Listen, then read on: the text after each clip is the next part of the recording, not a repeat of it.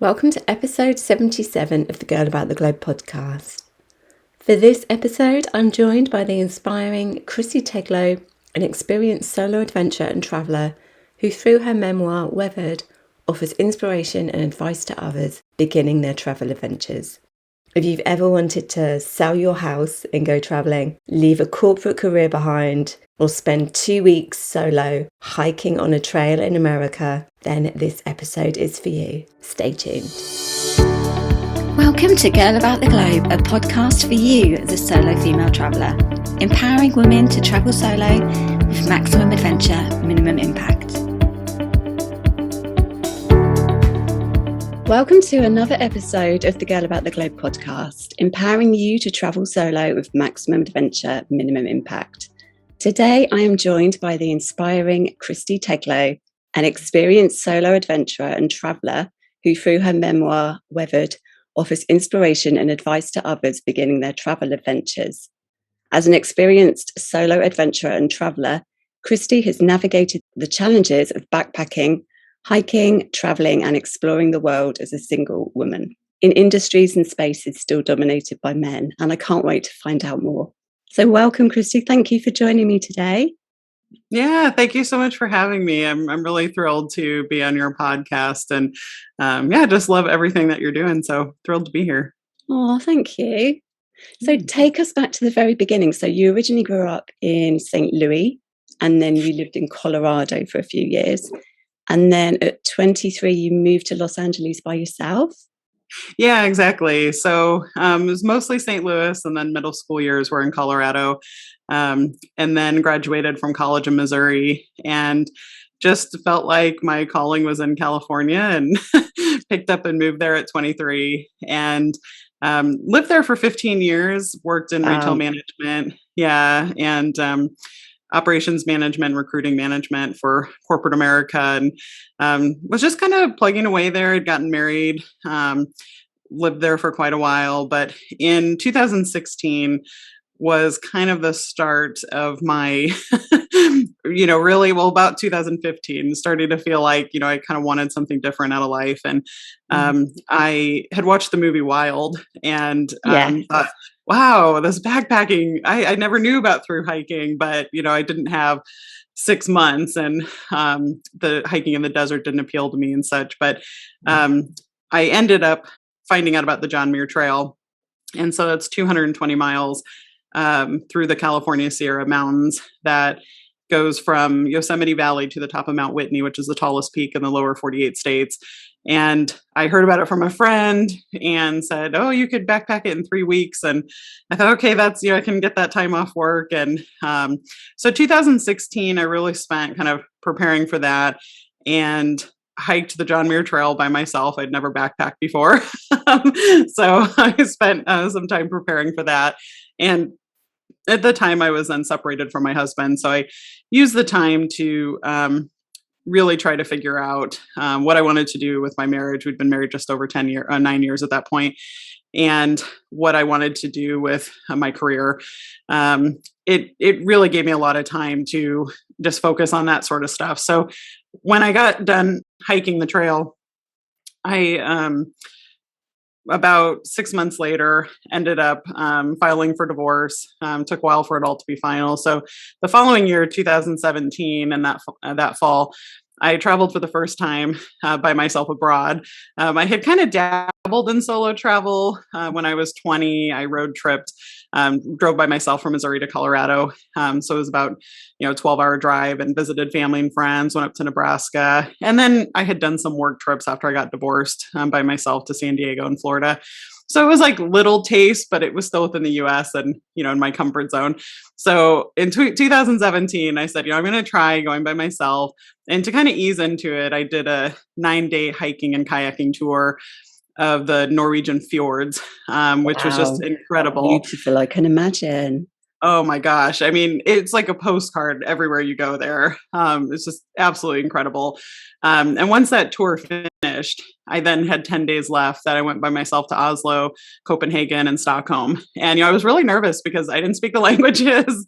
I had very limited cell phone service internationally. And, but I ended up just loving it. And I just loved that I could choose what to do, when to do it, where to go. I was on a ghost walking tour, and I met another solo female traveler, and we went and had dinner together. And so I was finding it not as intimidating as anticipating and afraid of.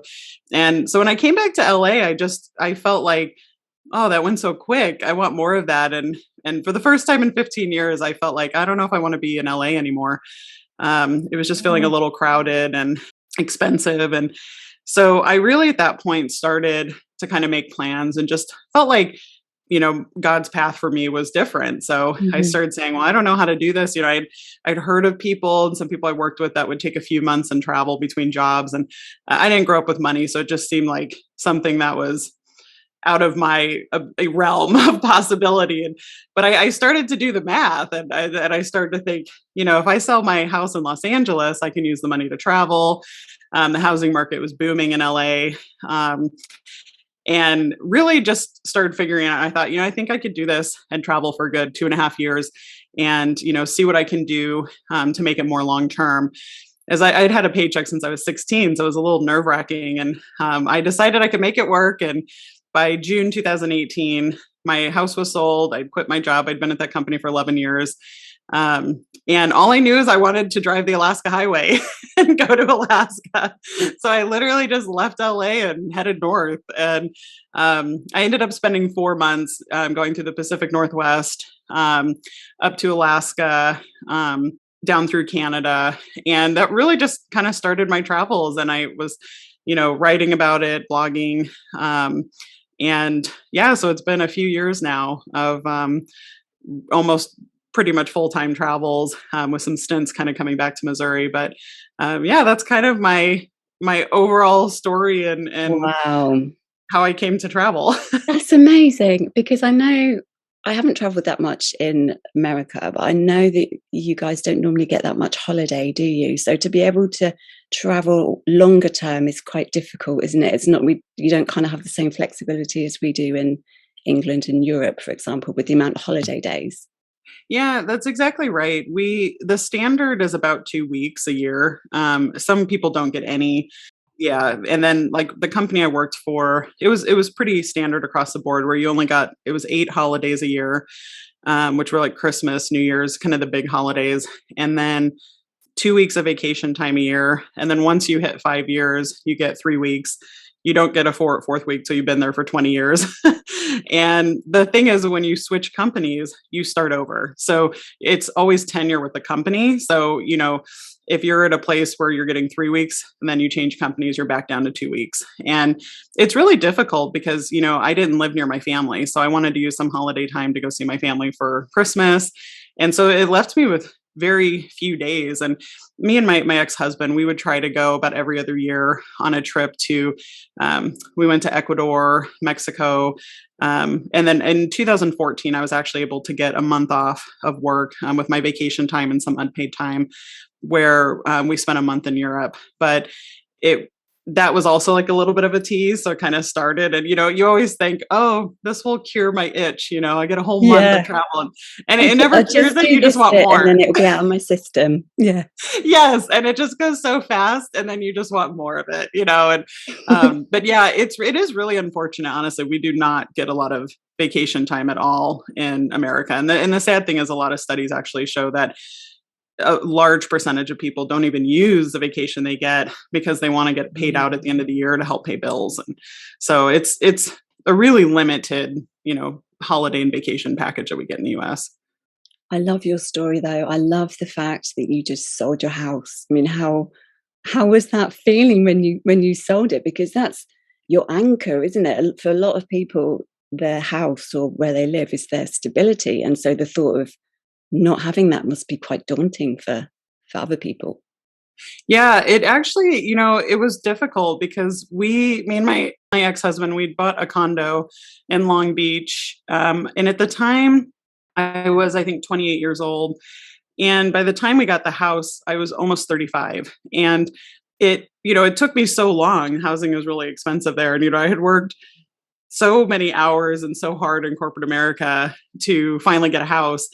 And it was really difficult to, at first, once I got divorced, there was this weird feeling of, I would come home from work and it's just me and my cat. And it would feel, kind of lonely and empty. And it felt like, man, I'm just working to have this house, but what's the point of having the house if, I'm just here alone? And, it shouldn't, I just don't want to work for material items. And at first it was like, okay, I'm going to get rid of the house. I want to go live life. And it really did hit me unexpectedly. A lot of people told me like, do you realize what you're doing? You're giving up a well-paying, good job that you're doing really well at. And you're selling a house, and in this market, you'll never be able to afford to buy a house here again. And I was actually told that by some friends. I was told that by an Airbnb host's father that I stayed with in Canada. And, just random people would say, what were you thinking? You'll never be able to afford to buy there again. And there definitely were like the day I had to leave the house and the buyers were coming and I was, just getting out of there by the skin of my teeth, finishing cleaning. And it just hit me very suddenly of, the memories that I had there of finally owning like a single family detached home and just the work that me and my ex-husband had put into it. And it was really overwhelming. And I will say that the first week of leaving LA, it was a little terrifying. I'd always had a paycheck since I was 16. I suddenly didn't have a paycheck and I didn't have a house. I had put stuff in storage, sold other things. And yeah, there was definitely some moments of like, what was I thinking? Like, am I losing my mind? Oh my gosh, I don't have a house. I'm homeless. I don't have a job. And I really struggled the first week, to be honest with you. It felt like, oh, I don't know what to do. And, I was staying in really crappy kind of 2-star motels, eating fast food. I was afraid to spend money.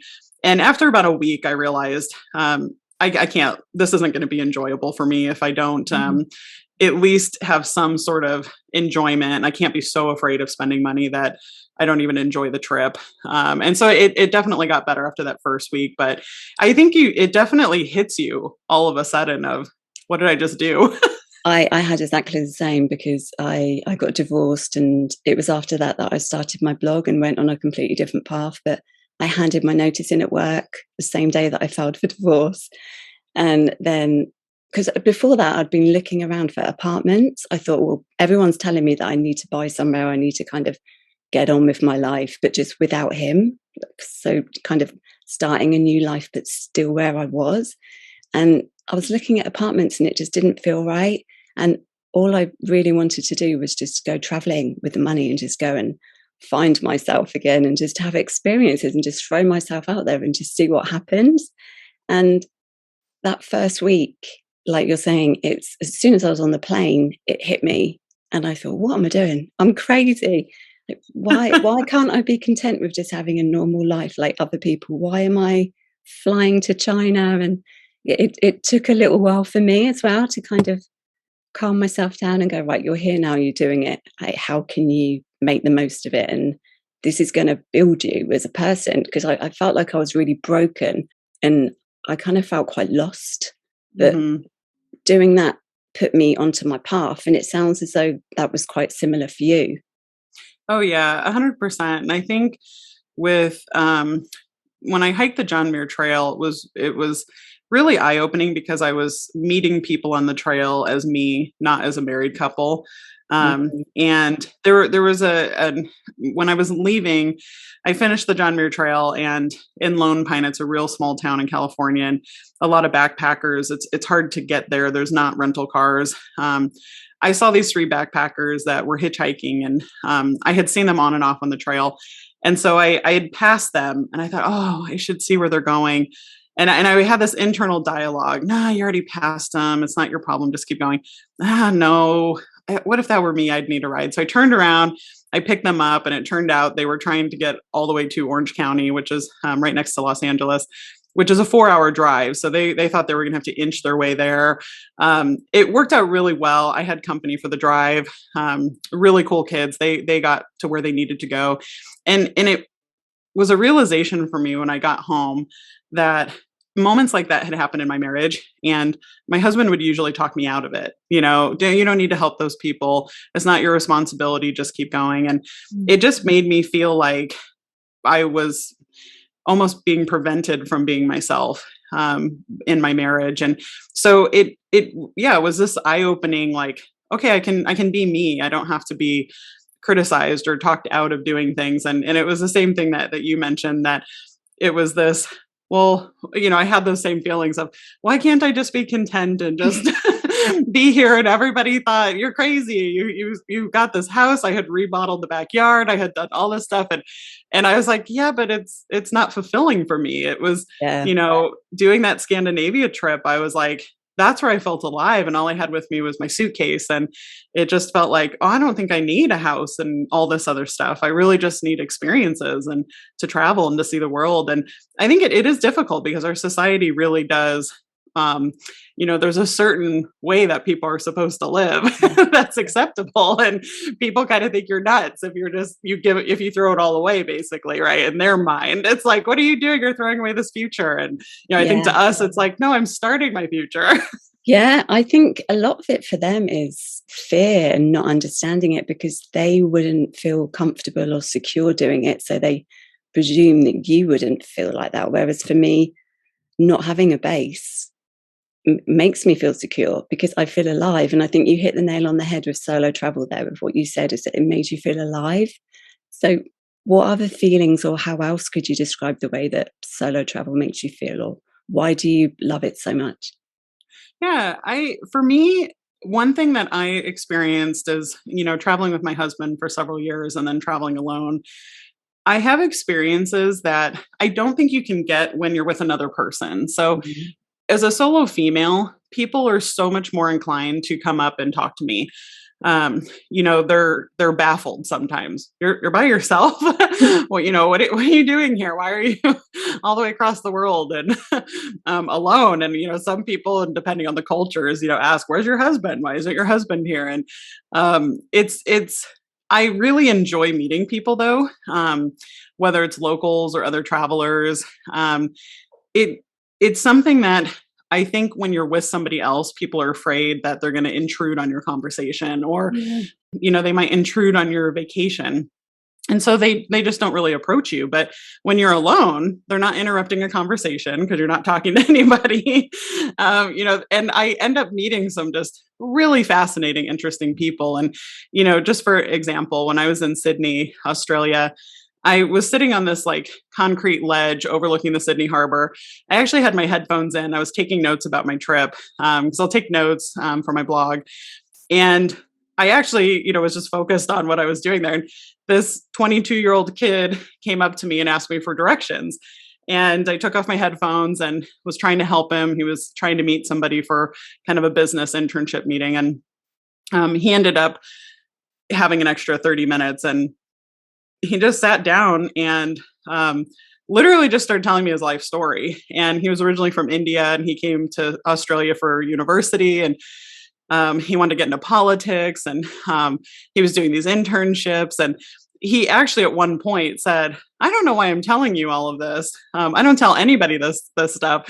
And I said, "Well, it's easier to talk to strangers." Love it. Yeah. Yeah. Because strangers, they don't have this whole history of you. They don't hold any past mistakes you've made against you because they don't know any of your past mistakes. So it's like a fresh start, a fresh, mindset when you're talking to somebody new. And also you have that feeling of, well, I may never see this person again anyway. So, it's kind of like, oh, well, I can tell this person what I feel and what I think because they don't know my inner circle of people. And so it just moments like that, I just feel like I didn't get to experience when I was traveling with my ex-husband or even traveling with a friend. It's just something where people are just open. People just talk to you. And it's what really brings me joy with travel. It's people that, I end up staying in touch with. It's been years and I'm still in touch with many of these people. And that's, to me, what makes solo travel so amazing is it's just a totally different experience. And you just get to know places, I think, a lot better and a lot richer. And, it's another thing, too, is if you're not having to worry about another person, I feel that I get more information about the history and the culture. And because I just have more time, I'm not spending time talking with somebody or doing things. So I actually feel like I just get to learn more. about the culture. You get a deeper immersion, I think, as a solo traveler. And because you're more vigilant, you're observing a lot more as well. I think you're not deeply engrossed with somebody all the time, or someone's navigating or you're navigating. You're so observant of what's around you. Yeah, yeah. So what destinations have you been to, and which ones have been your highlights? Yeah. So before my solo travels, I had been to Mexico, Ecuador, and then a lot of kind of Western Europe, which England, Scotland, France, Spain, Italy, and Switzerland. And then on my solo travels, I went to Norway, Sweden, Denmark, and then I know this isn't international, but Alaska and Hawaii, which in America, it feels almost like it's a different country because they're so far away. I'd love to go there. I haven't been to them. So. Oh, they're both amazing. I mean, Hawaii is beautiful, beautiful. I mean, scenery, the ocean, the culture is really, really fun there. And Alaska is just one of the that's probably one of my highlights is, there's one road that you can take to actually drive to Alaska. And it's called the Alaska Highway. And it's a road that the US Army built in 1942 to get from Canada to the Army base in Fairbanks, Alaska. So you have to start the Alaska Highway, you have to drive 750 miles northeast from Vancouver. And then it starts at Dawson City or Dawson Creek. And then it's 1,500 miles to Fairbanks. So you are just driving through remote terrain on, one road. There's a lot of RVs. You can really only do it in the summer because winter is just closed. And you'll go hours with no towns, no people, nothing. And then when you come to a town, it's a little town that has, it'll just have one or two gas stations. It'll have one or two motels. It'll have, just very, very basic amenities that are there. You're so remote. But the Canadian Rocky Mountains are just incredible. I mean, I've seen lots of mountains around the world, and Norway, Switzerland, and in America. And the Canadian Rockies, they just they're so magnificent. They're so huge. And they're so untouched. So as you're driving on the Alaska Highway, the road kind of follows lakes and mountains and lakes and mountains. And there's just almost no sign of man-made structures or cities. And I saw a grizzly bear foraging on the side of the road. I saw a moose on the side of the road, wolf. Like it's a wild, wild place. So Alaska for sure was one of the highlights, but also just Canada, British Columbia, and the Yukon are incredible, incredible places. And I actually have gone back to Whistler, Canada. It's about an hour and a half north of Vancouver, ski town. I've gone back there a few times. I end up spending 6 weeks there because it's such a fun vibe. It's an international city. There's people from all over the world there. So Alaska is definitely a highlight. I also, coming back from Alaska, took the ferry. It was a 36-hour ferry ride from Haines, Alaska to Prince Rupert, Canada. And a ferry is, it's pretty basic. It's not like a cruise ship. So I had like one limited restaurant, a little tiny movie room, but you can rent a room or you can just sleep anywhere. So I just slept on a pool chair on the deck on the back of the ferry under this atrium and put my sleeping bag there. And you just have views of the ocean and mountains the entire time. So there are just really some awesome, unique places in Alaska. I camped right next to a glacier. So yeah, I highly recommend the drive up to Alaska. There aren't any roads on the coast, so it does make sense of why a lot of people do a cruise to Alaska. Many people to get around, it's by seaplane, snowmobile, or ships. So it is difficult to drive around there. But yeah, so Alaska was definitely a highlight. And then the other places I've been kind of on my solo travels after Alaska, I spent a month in Thailand, a month in Vietnam, and then 6 months in Australia, driving around the entire country. And then I was in Switzerland when COVID happened, and I was supposed to do 6 to 8 months of Eastern Europe and the Balkans. But after 10 days, travel ban started. So I came back to the US, and I've spent mostly the last 2 years, it's been road tripping around the US and setting up some Airbnbs here for an income stream. But yeah, it was definitely, I was a little bummed that I didn't get a chance to do that area. But yeah, when I think of what are the highlights, I think also kayaking through the Norwegian fjords. Yeah, that just sounds epic. Yes. And it was like, the water was almost like butter and glass. And then sometimes a storm would come in, and they were having their coldest summer on record when I was there. And it was just wild, but I loved it because in LA, you don't really get a lot of weather. Beautiful weather, blue sky, but not a lot of action. So in Norway, it was, thundering and lightning and raining. And, but it was just so beautiful. And we'd hike up to the top of the fjord, and we hiked the tallest peak in Norway. And then we climbed a glacier, and it's so calm and serene. I felt like we had the fjord to ourselves. Our little tour group was like 9 of us. And that was definitely a highlight, just because it was just such a unique experience that, we did homestays, and yeah, it was just a really, really unique stay. And then in Thailand, I learned how to scuba dive and I had never dived before. What an amazing place to learn, though, because it's just beautiful and the water's warm, isn't it? Yes, it's exactly. Yeah. Yes, it's so warm and it's clear and it's calm. So you don't have these huge currents that I ended up discovering in Australia. Was quite a different experience. And yes, Thailand, it is a fantastic place to learn how to dive. There's a ton of dive shops. And it was really scary at first. I almost did not finish the 3-day class. I thought I just can't do this. There's so much involved. But once you're under there, it's just such a wild feeling to look up and see how far underwater you are and see this wildlife. And that was definitely one of my highlights in Thailand.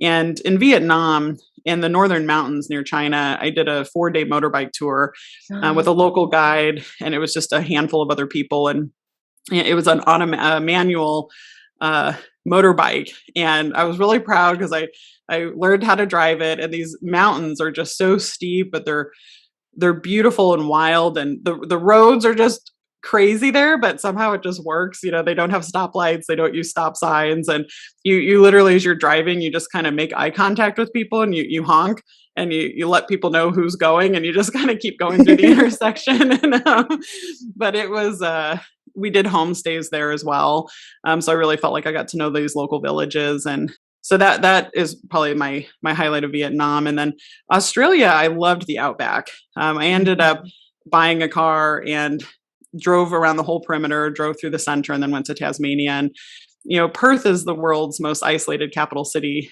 And it reminded me a lot of when you drive to Alaska, but in reverse. So when you drive to Alaska, because it can get cold, people warn you, make sure you have food and water, make sure you always drive on the top half of your gas tank. You don't want to run out of gas. Yeah. In Australia, in the outback, it's the same. Bring food, bring water. Make sure you drive on the top half of your gas tank, but it's because it can get so hot and you could be stranded in the desert, on really rough corrugated roads. You could get a flat tire.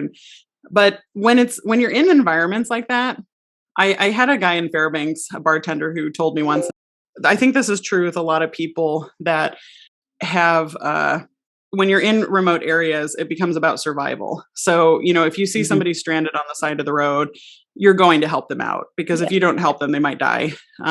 So it really brings people together. It's a really cool feeling when everybody feels like they're in on it together. And I just had so many cool experiences in the outback. It was, I did a powered hang glide flight over the Ningaloo Reef. You're so adventurous. I try. There are definitely times that I was called a scaredy cat and a worrywart growing up. And, a lot of times I just force myself to do it. And the good thing is that when you kind of force yourself to go through these things that are really intimidating, you get through it, and then it gives you more encouragement. Like, okay, I can do this next thing. Yeah. If I accomplished XYZ, I can do this too. And I did rappelling and rock climbing, and it was one of the oldest gorges in the world. And I ended up doing a backpacking kind of tour. My car died in the outback, so I had to sleep in a swag and do hiking, and it was pretty wild. And I also had the chance to swim with humpback whales. That was one of the most incredible things I experienced. They were so close we could almost touch them, and they are huge, magnificent creatures. So that was pretty wild. But yeah, just I really I enjoy mostly kind of the outdoor and the nature, and these kind of wild experiences. But I also do go to cities. I went to Singapore and Melbourne. I really liked. It's a really cool, funky city. But I tend to gravitate more towards the experiences that are nature involved or some sort of activity or something that's pretty unique. Yeah, I think they're the more empowering aspects of travel as well, aren't they? Like you say, when you do something and you step out your comfort zone, because solo travel in itself is stepping out your comfort zone. But then when you go and paraglide or do a bungee jump or go motorcycling, it really does give you that sense of empowerment in that, okay, I've done this, like what's next? You mentioned about documenting the good, the bad, and the unique experiences. I guess you've told us quite a few unique experiences that you've had. And what about the bad? Because you have a blog, don't you, which is called Teglo Goes. You document all of your solo travels on your blog? Yeah, so it's kind of almost like a journal style, I guess. I kind of go day by day, sometimes combine a few days into one. But I think it's really important to show a realistic view of solo travel. I think that the world of Photoshop and catered is really not healthy for people. It makes people feel like things are just unattainable, or if things are presented as this will be the most wonderful experience you've ever had and nothing will ever go wrong, is going to be really bad when people then try to do things on their own and they experience any sort of problems. And so I try to be realistic of, there are times where when my car died in Australia, it was because I hadn't checked the oil. And I did not realize that also if you run out of oil within about 30 seconds, you will destroy your engine, and it cannot be repaired. It has to be replaced. So, and I was in the middle of nowhere, and it was really frustrating for me to think, oh, something so simple. Why did I never check the oil?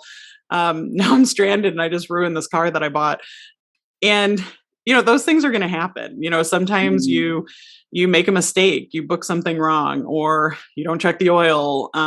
So sometimes it has to do with travel, either mistakes or things that, sometimes tours aren't the best, or, maybe the tour was great, but there was, maybe it just wasn't the best experience, or, so I try to just have a realistic view without, I don't want to be negative, or, I do try to, look at things from a positive lens. But I think that there have also been a few days where I really did struggle with loneliness, and it just kind of hits you out of nowhere and you don't expect it. And I think it's hard. And you probably know this too, as a solo female traveler, that it's like most of the time I really enjoy it and it's great.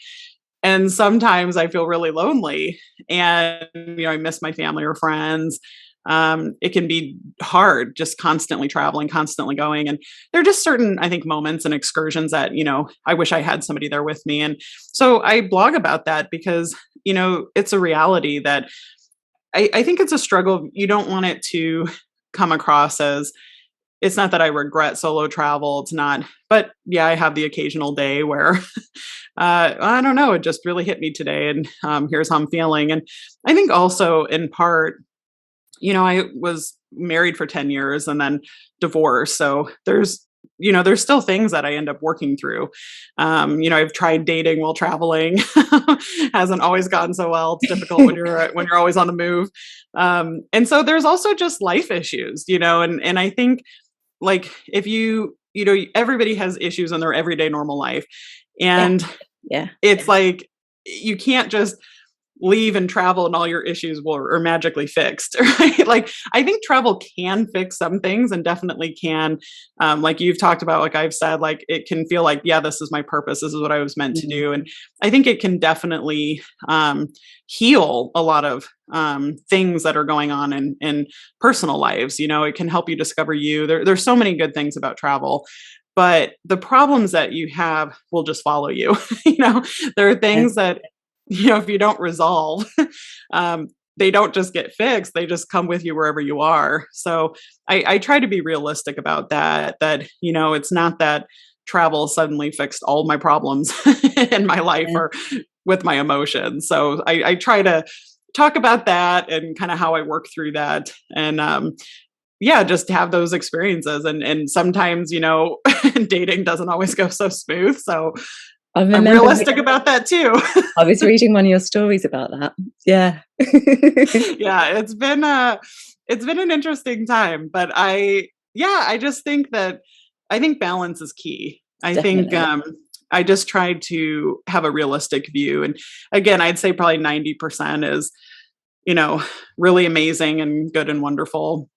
Probably even 95. There's just, occasionally it's either loneliness or just kicking myself because I made a mistake, and regretting my decision of, I just wasted money, or I just, made this bad decision, or even times of just, I didn't plan this correctly and now I missed out on this really cool experience. And, that's just a reality. It's difficult when you're traveling by yourself in that sense, because you have so much, you have to plan it all yourself.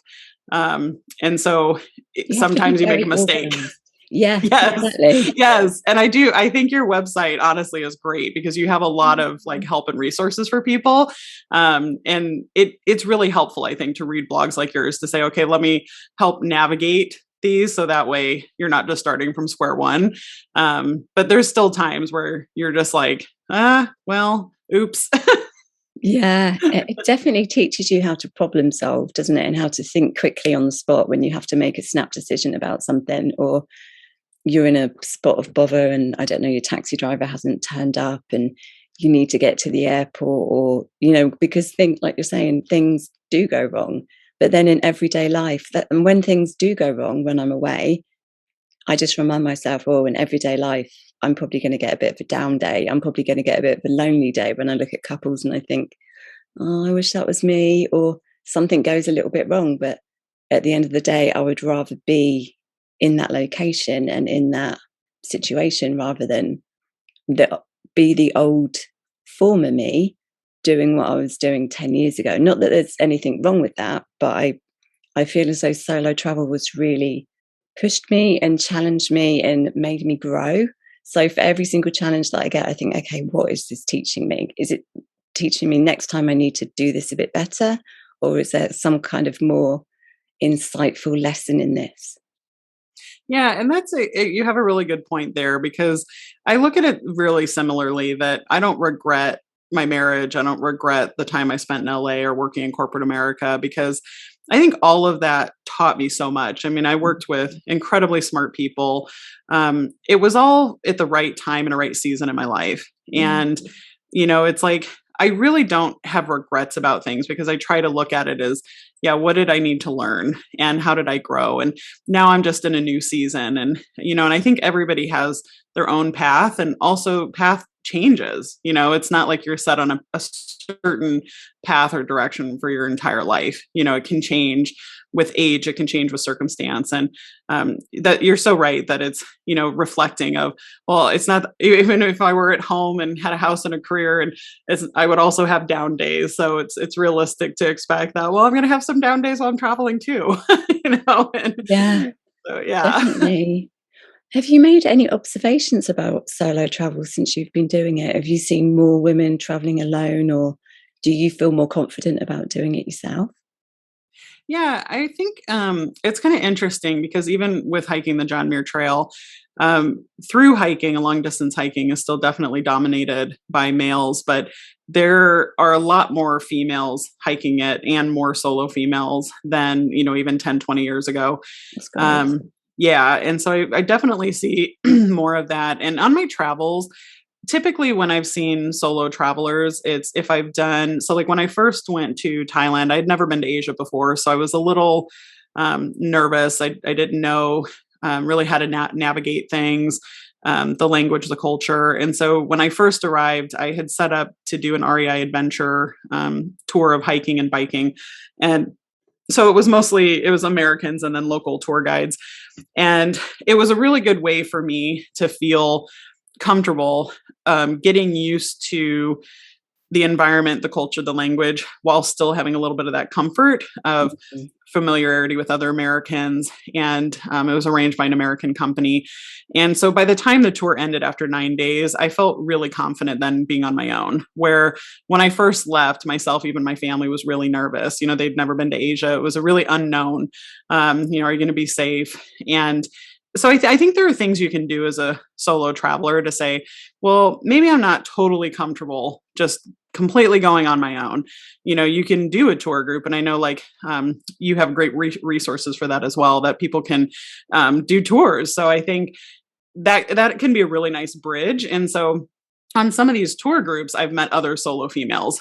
So frequently, if you don't want to pay the single supplement fee, you get paired with a roommate, which will often be another solo female. And I've met some awesome people that I'm still friends with, that I was paired with roommates. And it was encouraging to see, okay, there's other women that are out there that are traveling by themselves.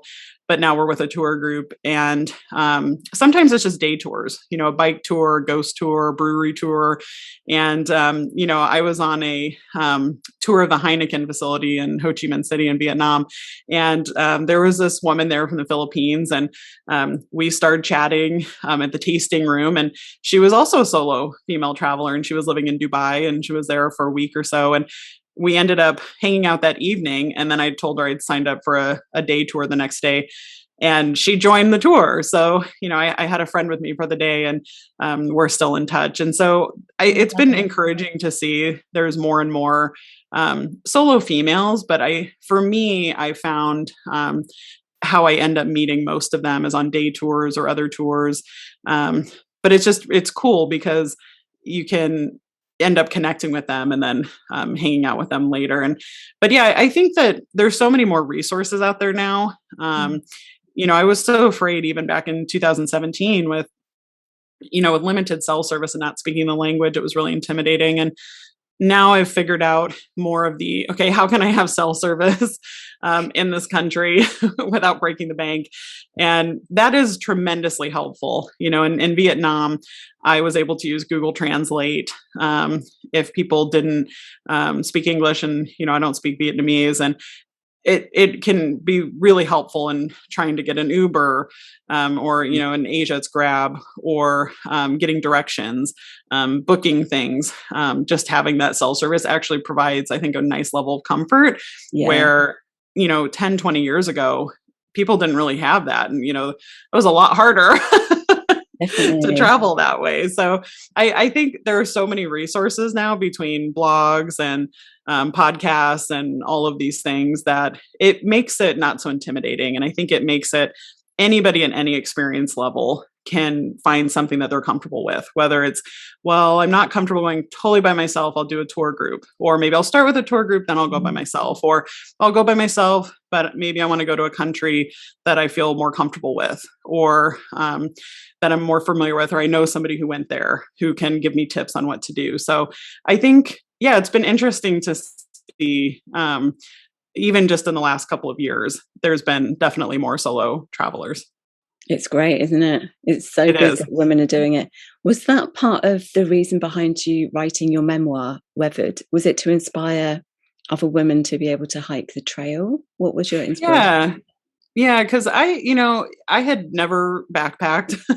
I had camped a lot as a kid, but it was car camping, and my parents provided stuff. And I think for me, it was really wanting to show people you don't have to be a lifelong through hiker or backpacker. You can start a new hobby. You can do something new that you're not familiar with. And for me, the permit process is 6 months. So once I got the permit, I had 6 months to prepare. So I read books, watched documentaries, went on hikes every weekend in the Los Angeles mountains. I took a class at REI. So there's a lot of things that you can do to prep. I'm not somebody like, I had a friend who once told me that I'm a risk taker, but I take calculated risks. And I think that's actually an accurate way to describe it, because I like taking risks. I like having adventures, but I also like planning and preparing and utilizing resources available to me to set myself up for success. And so for me, it was such a unique experience for me that, I had journaled each night on the John Muir Trail, kind of about what the experience was like. And about halfway through, my notes got less and less because it was just so cold at night and I was so exhausted. uh, and when I got back, it was within a few months, I wrote the first few chapters about what I did to prep and train and prepare. But then I was so busy with work. It was another year or two later that I wrote another few chapters. And then I was so busy with writing about my travels that my book really got the back burner. And it was last year with all the COVID restrictions and I couldn't travel as much. And I had bought a house in Missouri to put on Airbnb and move my furniture from LA to have an income stream. And last year I bought a second house to get that going as well, just so that the goal is to work remotely, host other travelers, so that I can continue to travel. So last year was a lot of getting both houses, making sure they're running smoothly, and then finishing my book. And I just felt really determined to say, I really just wanted to finish it, and sat down and finished the second half of the book. And I just wanted to encourage people that anybody can do it. You just have to plan and prepare. And here's what the experience is like. Here's what I experienced, both meeting other fellow hikers. Here's what I experienced on the trail, because the trail's never flat. You go over 10 mountain passes and your total elevation gain is about 47,000 feet and your descent is about 50,000 feet. So it's a lot of climbing and it's a lot of work, and it really puts you through the ringer, mentally as well as physically. So yeah, I can imagine. I just kind of wanted to share that story and kind of encourage other solo females that, it's not as daunting as it may seem, and encourage them. And I get a lot of joy out of people who've read my book who say that they are inspired. And I had one woman say that she was consistently hiking a 5-mile loop. And when she read my book, she said, I always wanted to do the 8-mile loop and I just wasn't sure if I could do it, but I read your book and I've been training this last month and I'm going to do it. And within a month, she did the 8-mile loop. So it's things like that that just really bring me joy, that make me feel like, oh, I'm really happy to encourage people and inspire them that, they can do more than they think. They can probably push themselves harder. If they don't limit themselves in their mind, they're capable of more than they probably realize. I read the book Wild and I was trying to put myself in her position, and I thought, she's so brave, like camping by herself. And I think she came across a bear at one point as well, like you were saying. After reading that book, was your hiking experience similar to what you thought she had? Yeah, it's interesting. I saw the movie Wild. I hadn't read the book, but it did help me to at least understand. I really truly knew nothing about long distance through hiking before that. And even just simple things like, oh, you mail yourself resupplies. Oh, okay. That's how you get more food. Logistical stuff. Yeah.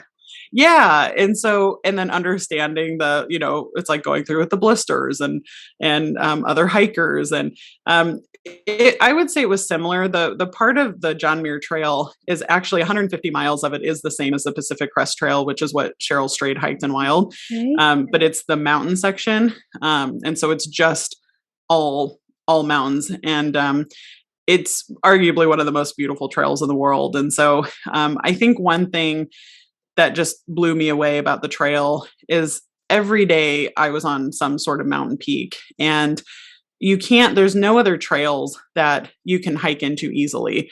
Hiking into the trail is few and far between. And even when there is a trail, it could be 10 miles one way. So there's no roads. It's extremely remote. So, and as you get closer and closer to Mount Whitney, it gets more and more remote, and the peaks get 10, 11, 12, 13,000 feet. And it's a really wild experience to you're on the top of a peak and you just look in the distance and think, whoa, I was way over there this morning. And, you just see nothing but mountain peaks all around. There's no cities, there's no buildings. Usually there are no people. And it's just a really cool experience to think, oh, my legs got me there. I'm on this peak because, I got myself here, and now I'm going to climb down, and you look in the distance, where am I going to go? And so it was definitely I think after watching, there's a few documentaries out there, they've put together great videos. And so I kind of was aware of what to expect with the terrain, read some books about food and prepping and all of that. And yeah, it was just a really amazing experience. And I think after that, I was just so proud that I finished. And there was and there was a point where I agreed to meet a friend. She said she would hike in some supplies, but it had to be a Saturday because she had to work. And she would hike in some whiskey, and she brought me cake.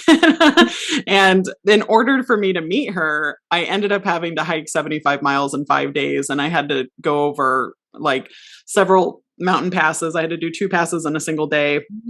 And it was like the talk of the trail. People kept asking me, are you going to make it to Kearsarge Pass by the 17th? And I don't think you're going to make it. And, having people even just doubt me, and it just made me really determined and really stubborn. Like, I'm going to make it. But it was really good though, because I'm somebody who needs to have a goal. I need to have I need to make something. So being able to have that goal of meeting her, because there's no cell service, there's no way to communicate, I needed to make it. Yeah, that really helped. And then making it to Mount Whitney, which is the tallest peak in the 48 continuous states, it was just so satisfying, because once you make it to the top, that's the official end of the JMT, but then you have to hike 11 miles down to Whitney Portal. And it's a really tough mountain. It's very steep. It's 14,505 feet. And it's just the feeling you get when you're up there, and you're pretty much almost done. It was just I had to hike down, I camped one more night, and then finish the trail. And I think after that, a lot of people that I worked with in corporate America, they were just astonished. Like, you did this, and for 3 weeks. And I ended up doing a lunch and learn where I shared a video. It's one I have on Vimeo. Christy hikes the John Muir Trail, and showed him the video and talked about the experience. And I was just thrilled to see how many people showed up and how many people were interested. And I think they were so interested because they thought, well, if Christy could hike this, so could I.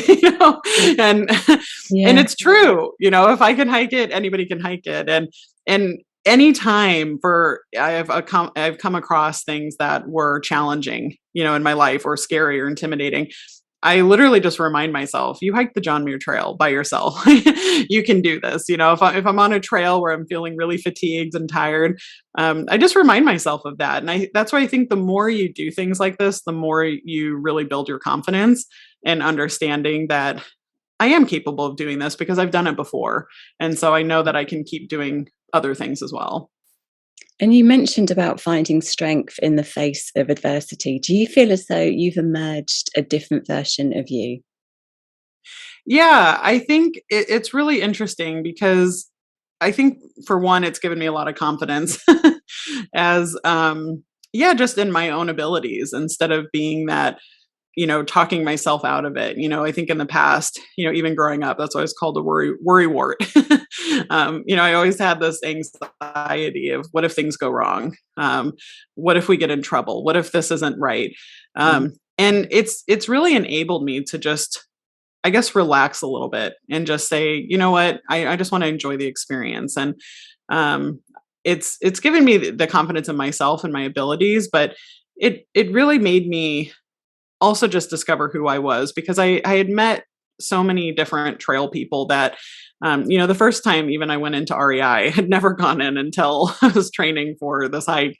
And I was so intimidated. I mean, I just thought, I was a little overweight, and I had spent 6 months on joining Weight Watchers and losing weight. And I didn't wear the typical hiker clothes, my workout clothes when I go to the gym or I run, or like, bright colors, and they're technical colors. I've done half marathons, so not so much hiking, more running. And I just, in my head, I thought, oh, they're just gonna laugh at me and say, oh, you think you can hike this trail? I didn't feel like I looked the part, and I'm really tall. I'm 6'1", so the clothes don't fit me, and I just felt really out of place. And I was too scared the first time I went to REI. All I bought was a membership and a John Muir Trail pocket map guide. I didn't even talk to somebody. I was too afraid. The next time I went to REI, I realized okay, I need to ask for help because I'm never going to be able to hike this trail if I don't ask for help. And I was so pleasantly surprised. People were so nice. They were so welcoming. Nobody looked at me like I was silly. Nobody said, oh, you can't hike that. They immediately were like, oh my gosh, we're so excited for you. Ooh, let's help you find the backpack. Oh, what about shoes? What about this? And it just really helped me to see, like, a lot of this we build up in our head. Definitely. We convince ourselves that, oh, these people think I can't do it, or I don't know. And in reality, people are actually pretty supportive. So I think it just really encouraged me to say, do I think these things just because of my own insecurities, or do I think these things because there's a real reason to feel these things? So, I feel like it just has helped me not be also such a people pleaser. On the trail, I had an instance where this couple, they were really sweet. I had met them and they said, oh, we're going to set up our tent tonight. You want to come join us? We're going to go catch a fish. And I always started later and ate lunch later and got to camp later. And I was already running a little behind. And so they took off, and then they said, oh, we have spots over behind this rock if you want to join us. And I finished my stack, and I kept saying, oh man, I really needed to hike several more miles. I needed to get closer to Donahue Pass.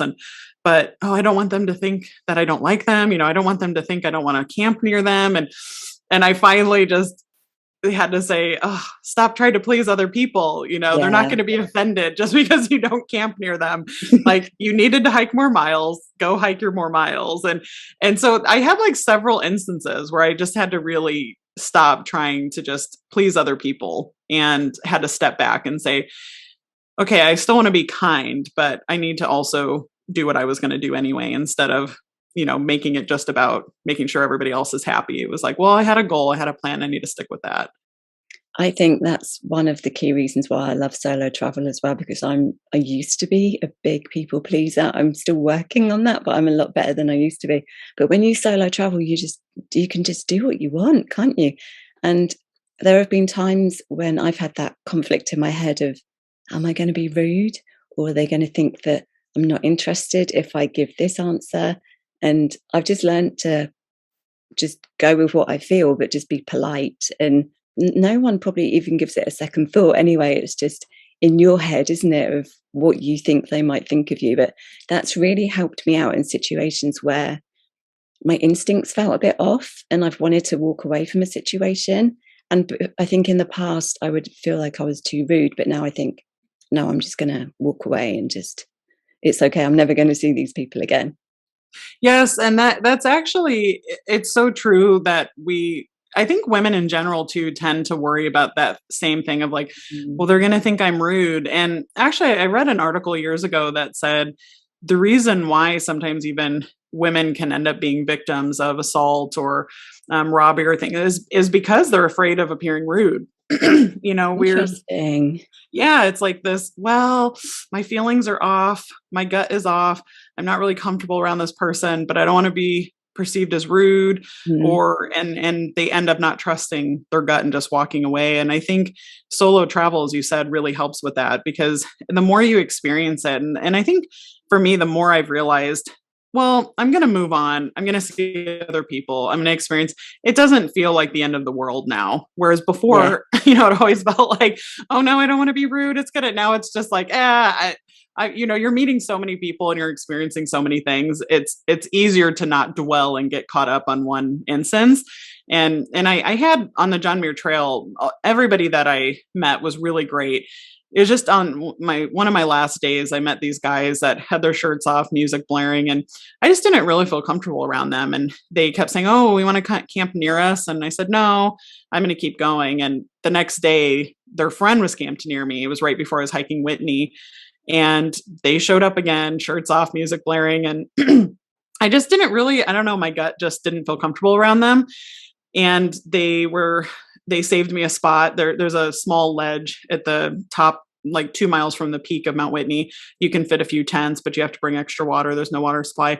And they said, oh, we'll save you a spot. You should come camp near us. And I just trusted my gut and said no. And, they're like, you're going to summit now and at 4 p.m. And I said, yep, I'm going to summit. And I summit later in the day and they set up camp. And And then instead of camping there, I said, no, I'm going to hike the other way. It's a few more miles down to the lake. And I kept going. And I think it is helpful because I don't want to be rude. I want to be a kind person, but there are times where, I haven't felt comfortable and I've had to learn, it's okay to say no. It's okay to not just only worry about pleasing them. And I think the more you travel, the easier it gets because it is, in my head, I just know now this isn't the end of the world and I'll meet other people and have other experiences. And it just doesn't feel like as big of a deal as I guess it used to feel like. It's like your inner compass, isn't it? I think it's your biggest asset is your intuition when you're traveling by yourself.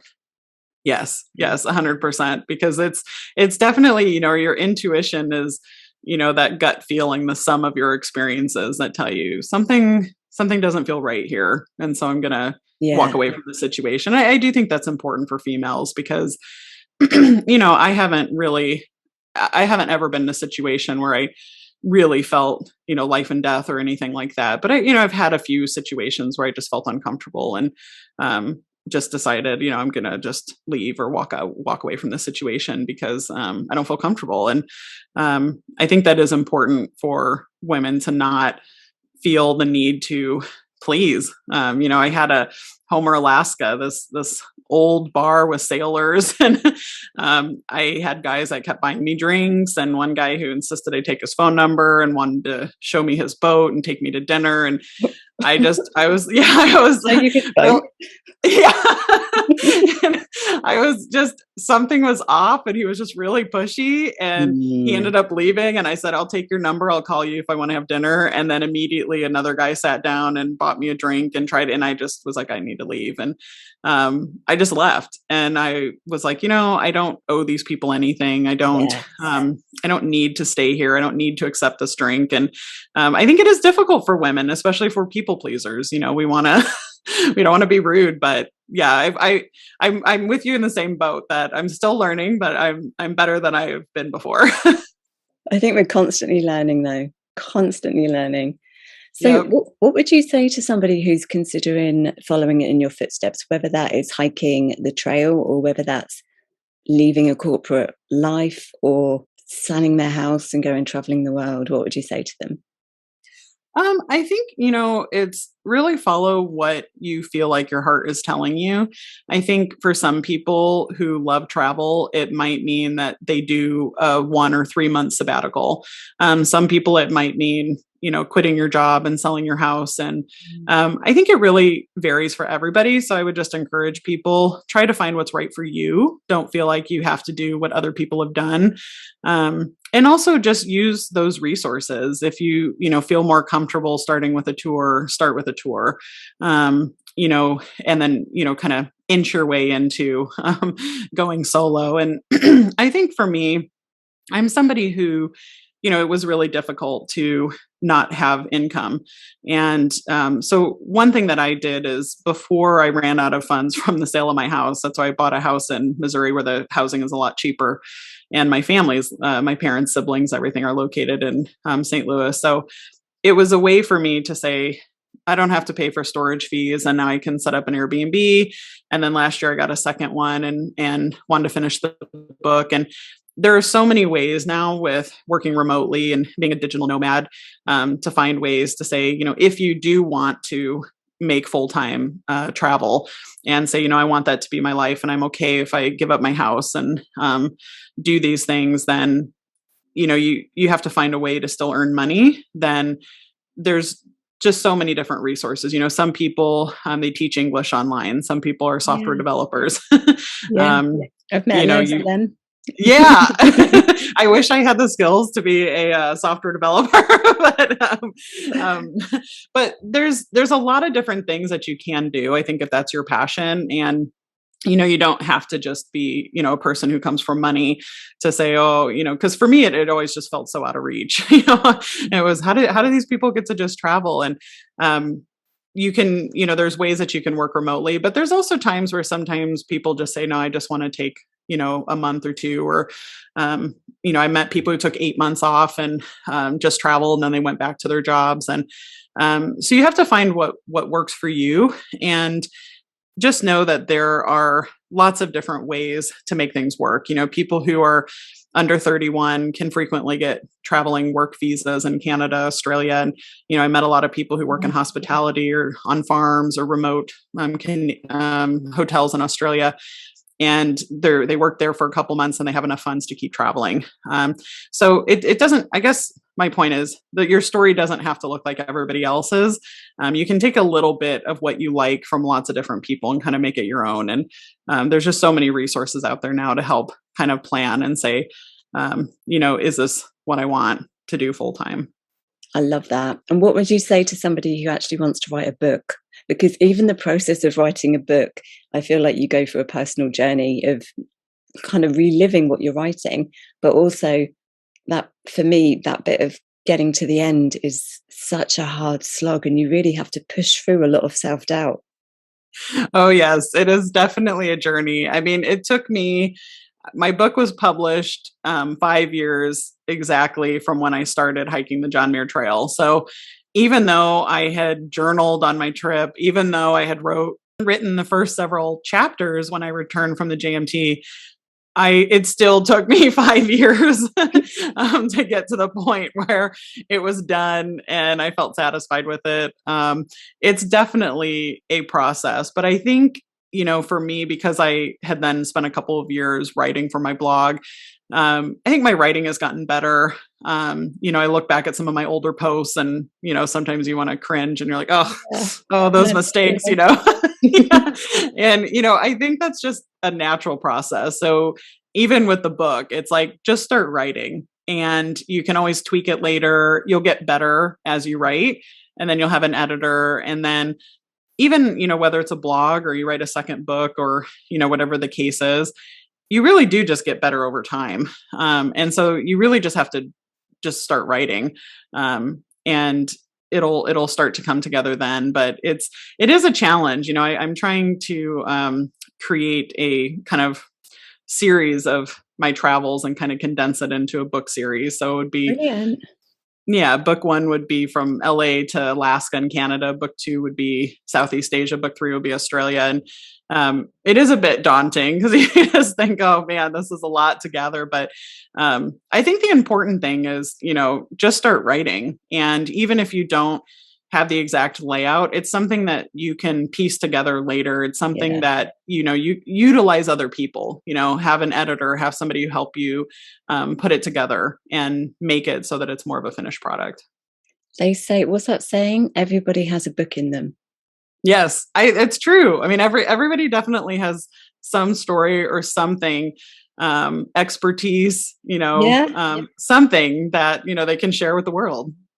You just mentioned that you've got some more books that you're going to be writing. What other things have you got planned for your future?